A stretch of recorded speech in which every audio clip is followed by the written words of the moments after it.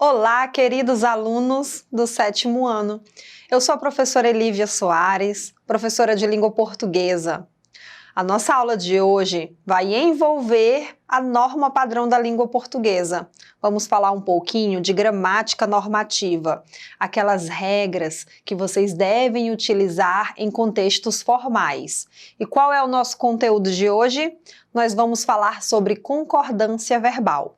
Acompanhem o texto, já observando as formas verbais no texto que concordância verbal envolve o verbo. Vamos lá! Justiça autoriza a família a educar filhos em casa. Uma família de Maringá, no interior do Paraná, tirou os filhos da escola e os educa em casa com o aval da Justiça.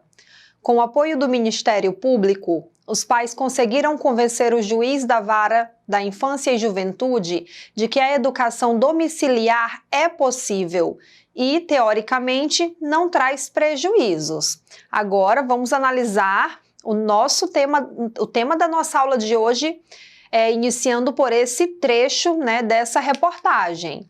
Vamos aí, gente, verificar o título. Justiça autoriza a família a educar filhos em casa.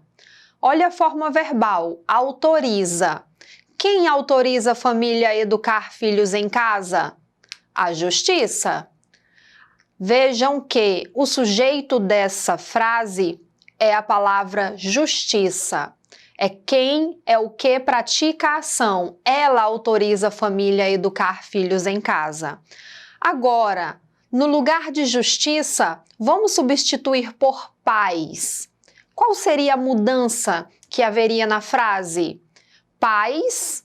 Vejam só que no lugar de autoriza, ficaria no plural. Autorizam, com M no final, que indica o plural do verbo.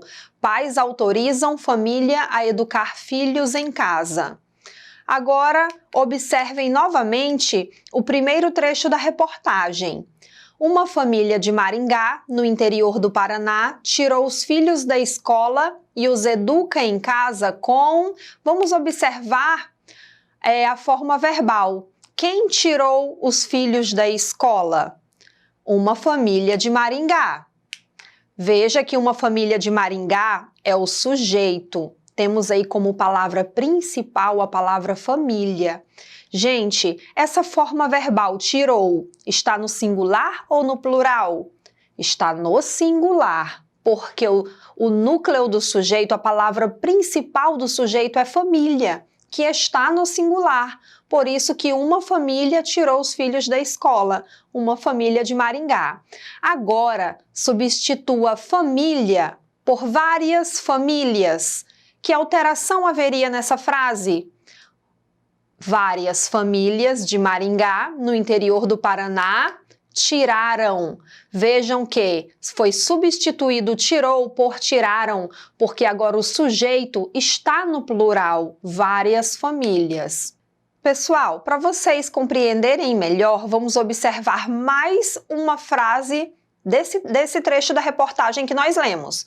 Olhem só, os pais conseguiram convencer o juiz da vara, da juventude, da infância e da juventude. Cadê a forma verbal? Conseguiram convencer. Quem conseguiu convencer? Os pais. Os pais é o sujeito dessa oração. Vejam que pais está no plural, por isso que a forma verbal conseguiram está no plural. Agora vamos substituir os pais por a criança. Pense aí, substitua os pais por a criança. Como o restante da frase ficaria? Ficaria, a criança conseguiu. Então veja que, pelo fato de ter substituído uma expressão no plural, agora por uma no singular, a criança, então o verbo, a forma verbal que estava conseguiram no plural, teve que passar para o singular. importante. Em todos os exemplos, quando houve substituição dos sujeitos que praticaram a ação, houve mudança também no verbo da frase. Autoriza passou para autorizam, tirou para tiraram, conseguiram mudou para conseguiu. Essa combinação, gente, que nós vimos nas frases anteriores, ela se dá entre o sujeito e o verbo, é uma relação entre o sujeito e o verbo. Chamamos de concordância verbal. É o conteúdo da nossa aula de hoje. Vamos ao conceito do que é concordância verbal? A concordância verbal se ocupa da relação entre sujeito e verbo. É a combinação entre sujeito e verbo. A gramática normativa defende que o verbo concorda com o sujeito em pessoa e número. Pessoal, essa é a regra geral, o verbo concordar com o sujeito. Então, você tem que relembrar, você tem que saber identificar numa frase o verbo, a forma verbal, você tem que saber identificar na frase o sujeito, que é o que ou quem pratica a ação, é de quem se fala dentro de uma frase, para você entender a concordância verbal, porque o verbo ele vai se relacionar com o sujeito. Então, você precisa relembrar esses conceitos. Então, vamos lá. Vamos estudar algumas regras de concordância verbal, porque tem regras específicas. A regra geral é: o meu verbo está no plural, é porque o meu sujeito está no plural. O meu verbo está no singular, porque o meu sujeito está no singular. Porém, há outras regras específicas que você precisa aprender para escrever melhor um texto formal, porque um texto formal exige a norma padrão da língua portuguesa, e também para você utilizar na sua fala, em contextos formais, utilizar a norma padrão, né, fazendo a concordância entre o sujeito e o verbo, essa combinação entre eles. Vamos lá para a primeira regra específica, presta bastante atenção para você aprender. Concordância do verbo com o sujeito simples. Uma oração com sujeito simples é quando ela possui apenas um núcleo. O que é o núcleo? O núcleo é a palavra principal dali do sujeito.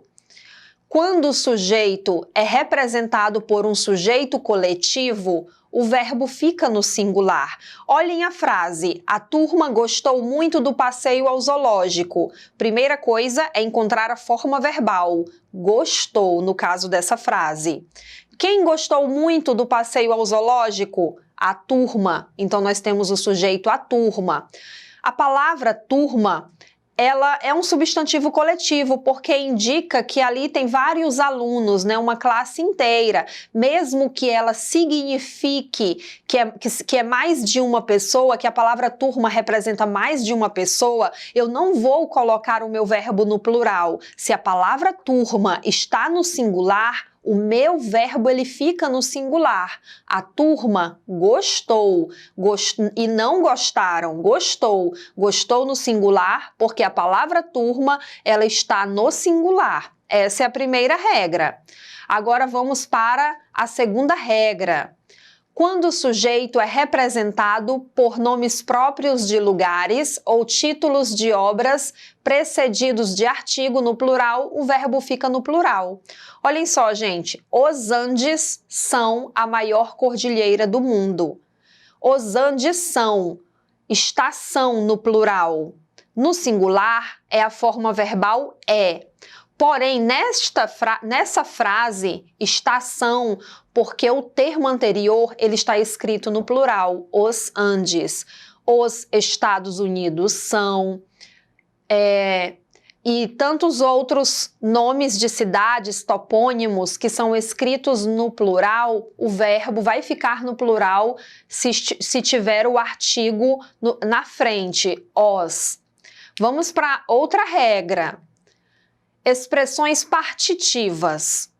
Quando sucedidas por um substantivo ou pronome plural, o verbo pode ser conjugado no singular ou no plural. É um caso facultativo. Todas as vezes que vocês ouvirem esse termo facultativo, significa que é opcional. É opcional em expressões partitivas você usar tanto o verbo no singular quanto no plural. Seria bom que todas as regras fossem assim. Você optasse, fosse opcional facultativo, você utilizar o verbo no singular ou no plural. Mas não. Algumas situações você pode optar, mas em outras não. E o que são expressões partitivas? Leiam: a maior parte de, a maioria de, metade de, grande parte de, boa parte, menos da metade. Vejam que essas expressões que eu li para vocês, elas não indicam um todo, elas indicam uma parte. Por isso que são chamadas expressões partitivas. Olha o exemplo. Menos da metade das encomendas deste mês chegou. Primeira coisa, encontra a forma verbal. Chegou. O que chegou? Quem chegou? Menos da metade das encomendas deste mês. Veja que se trata do sujeito. E esse sujeito, ele é composto por uma expressão partitiva, menos da metade, seguida aí de um substantivo, né? As encomendas. Então, você opta, o verbo fica ou no singular, chegou, ou no plural, chegaram, porque faz parte da regra que diz que quando o sujeito é composto por expressões partitivas seguidas do substantivo, você opta pelo verbo no singular ou no plural. Agora vamos a outra regra. Prestem bastante atenção. Quando a oração utiliza uma expressão que indica quantidade aproximada, acompanhada de um numeral e um substantivo, o verbo é conjugado para concordar com o substantivo. E concordando com o substantivo, vai concordar com o número. Olhem a frase: mais de um amigo recebeu uma proposta de estágio nos últimos meses. O que está em questão é a palavra destacada, a forma verbal recebeu. Por que recebeu está no singular? Vamos verificar esse sujeito, para a gente entender por que a forma verbal está no singular. Por que é recebeu e não receberam? Recebeu. Quem recebeu? Mais de um amigo. Vejam, gente, que mais de é uma quantidade aproximada. Mais de um. Olha o numeral, mais de um, seguido do substantivo amigo. Então, você vai concordar com o substantivo. Amigo recebeu. Por isso que o verbo ele fica no singular. Vamos a mais uma regra. Sujeito composto. Sujeito composto é quando eu tenho dois núcleos. Vejam só a frase: o ouro e a prata são metais preciosos. Cadê a forma verbal? São. Vejam que a forma verbal está destacada, são. Essa forma verbal está no singular ou no plural?